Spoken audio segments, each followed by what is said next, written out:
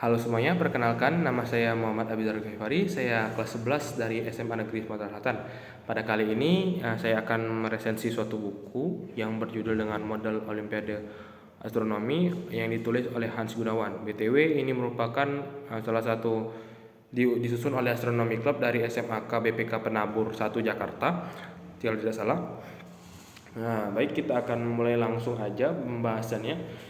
Di pembahasan awal penulis langsung memberikan beberapa materi dasar seperti contoh yang sudah dijelasin tadi di video sebelumnya. Dia akan membahas tentang planet-planet, bagaimana periode suatu zodiak, bagaimana jaraknya suatu bintang, dan lain-lain. Ini akan dijelaskan di bab 1. Terus, apa sih teman-teman sih keunggulan dari buku ini menurut saya pribadi?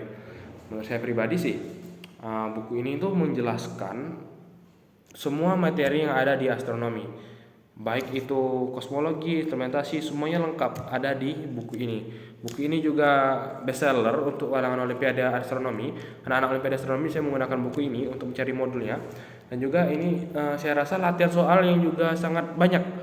Itu kisaran per babnya itu bisa 100 soal teman-teman, sehingga kita itu bisa memperdalam materi.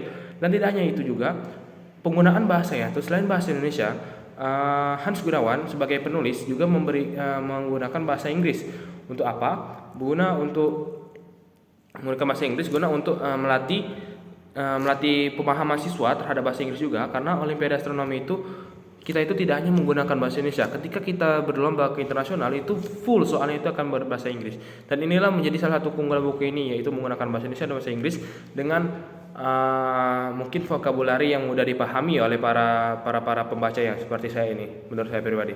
Terus juga di setiap materi juga dia ini membahas tentang soal komplit, tentang rumus-rumus juga, beberapa shortcut bagaimana cara mengerjakan soal itu.